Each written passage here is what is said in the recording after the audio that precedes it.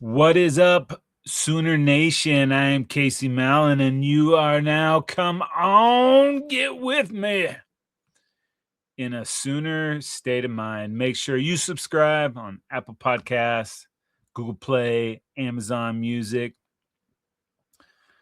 Gone are the days when the ox fall down, take up the yoke and plow the fields around.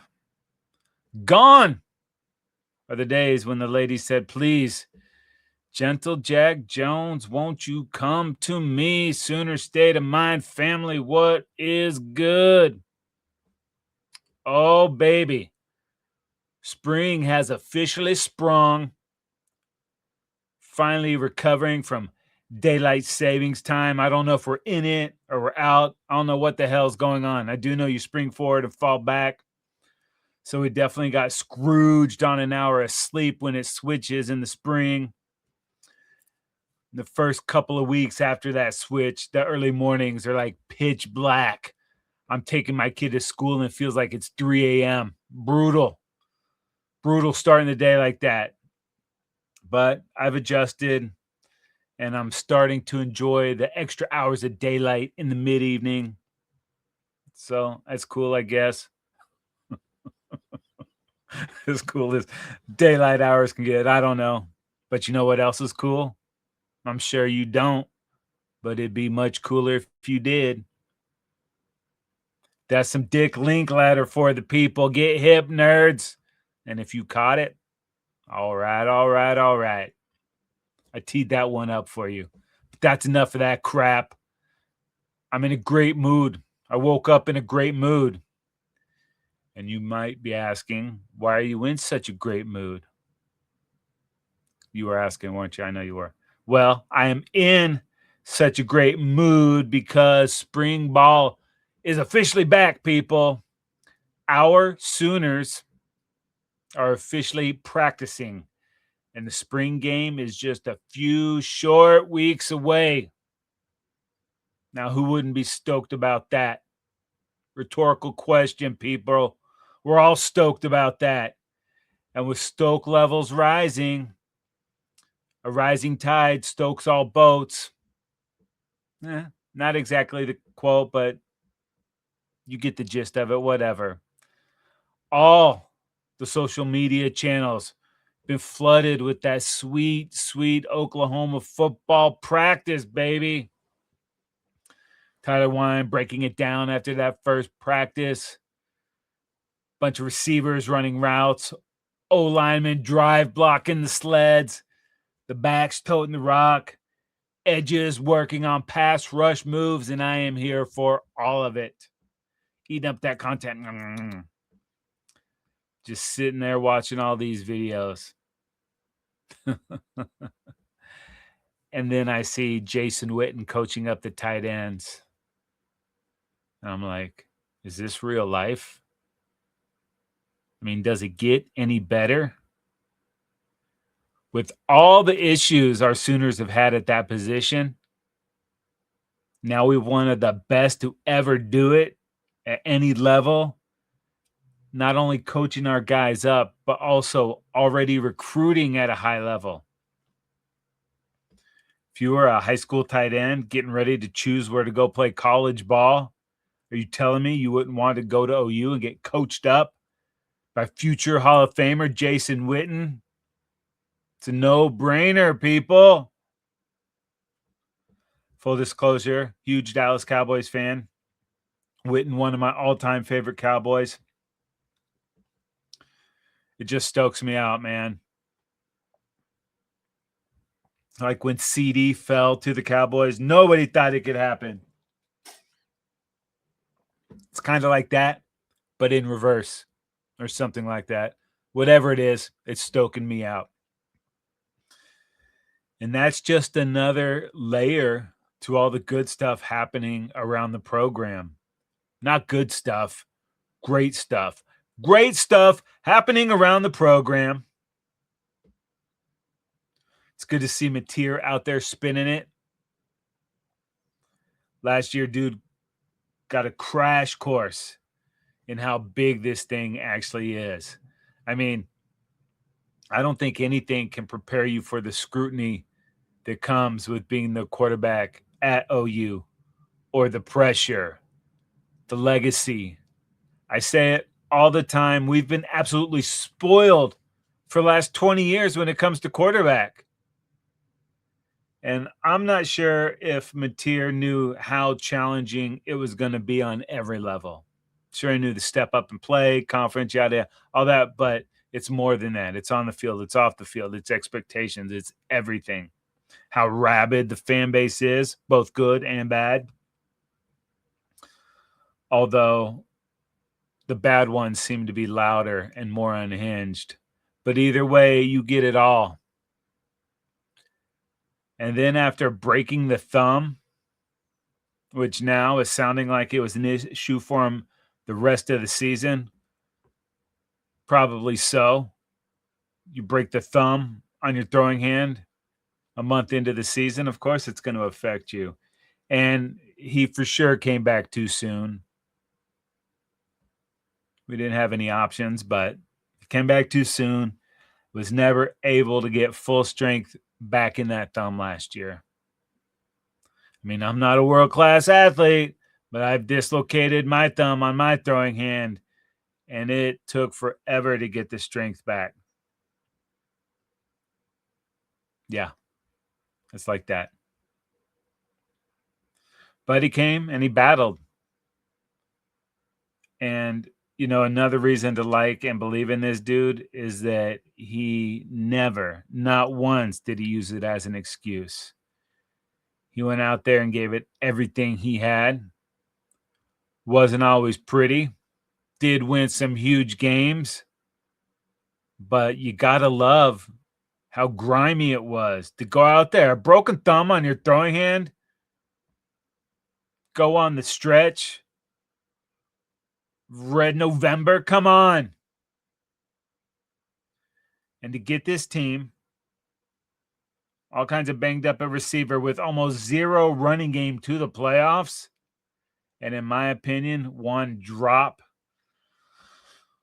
away from advancing to the Rose Bowl. Now, I don't want to open up old wounds. Too late. I'm already spiraling. Reel it in, Case. Come on, you're better than that. Let me get a sip. Nonetheless, much like the Canadian hard rock power trio Triumph, Mateer laid it on the line. You got that right. Oh, yeah.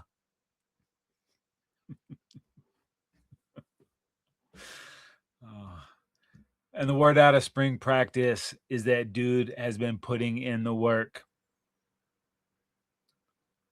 I expect big things and big improvements out of Mateer in 2026. And we're going to get a taste of those improvements in just a few short weeks. Cannot wait. Well, speaking of them old wounds, we've not been back since the men hoops got the shaft, pause, on Selection Sunday. And even though they made a deep run in the SEC tourney and were playing some of the best basketball in all of the land, the committee said no. And our boys were left out of March Madness.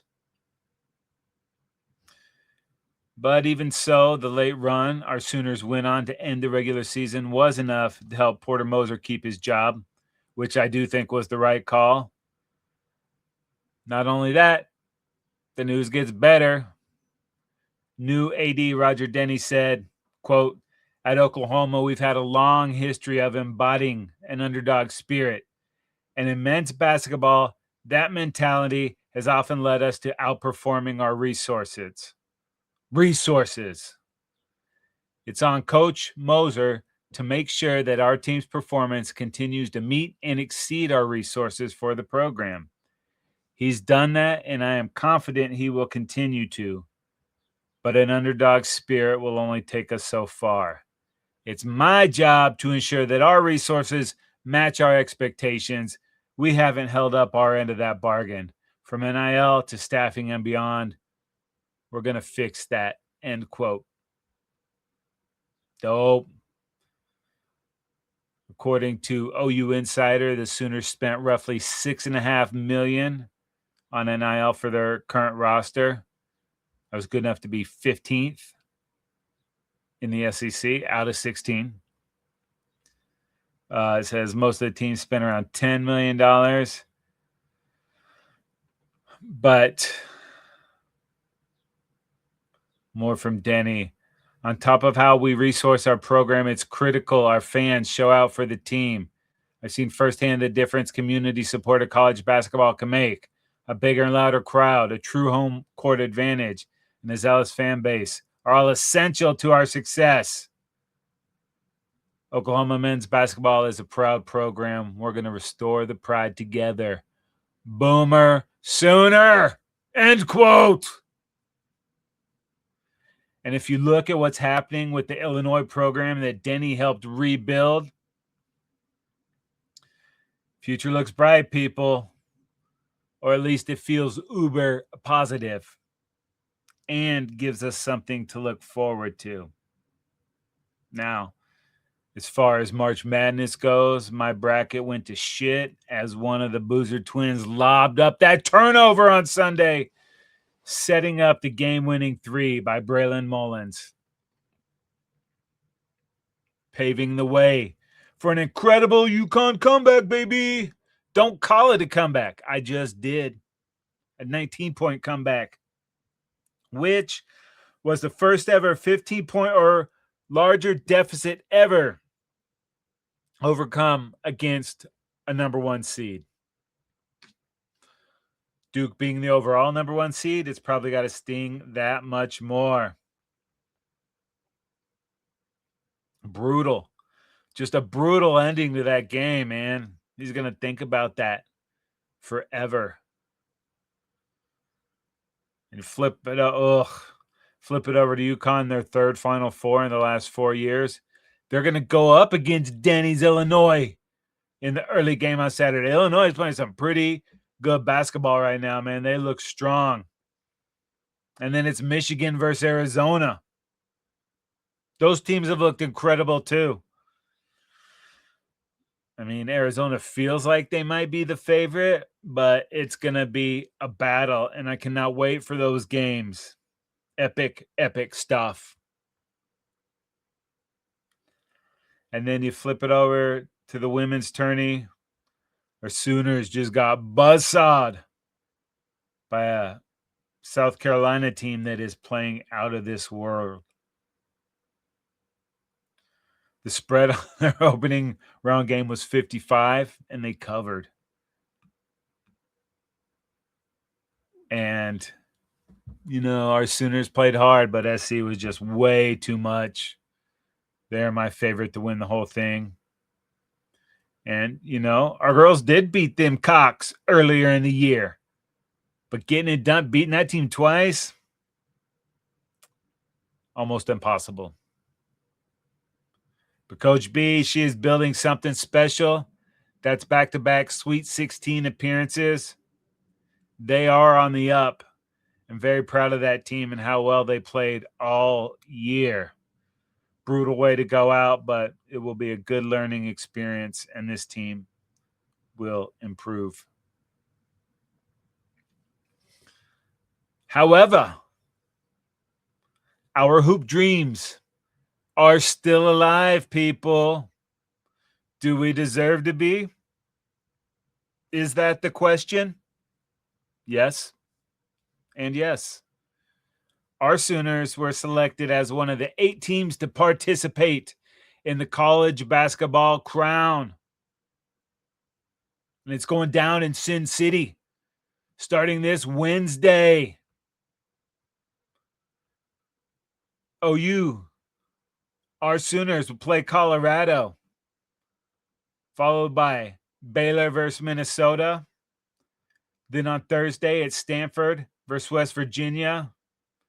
And then Rutgers versus Creighton. And the championship will be on Sunday afternoon. This is the dope part. $500,000 $100,000 prize pool. Quarterfinals, $50K guaranteed. Semifinal win, $100K guaranteed. Championship win, $300 large, people. That is radical. And this is definitely one of the cooler aspects of NIL that makes this thing possible. Can you imagine if some deep-pocketed cajillionaire decided to run a football playoff in college? Ooh. At least we're getting better with everything. 12, going to be 14, going to be 16, yada, yada, yada. But the NIL makes this thing go. Hell, you know what? If the Sooners win on Wednesday, I might have to take a roadie out to Vegas for the semis. That'd be a sick little trip. Vegas, baby. It's right down the street. Can make it there in a few short hours. Good news, we've got hoops. Bad news, we got no Dayton Forsythe. Dude came back and was an absolute spark plug for the team. Unfortunately, he had ankle surgery. It was successful, and he will not be able to compete for the crown. Total bummer. This cat was super impactful on the squad, specifically that late season push. But we got hoops. The dudes are playing into April. That's pretty cool. We got spring football right around the freaking corner. It's a good time to be a Sooner, people. Quick reminder, go easy on the junk food this week. You're going to be slamming all those Peeps and Cadbury eggs this weekend on Easter Sunday.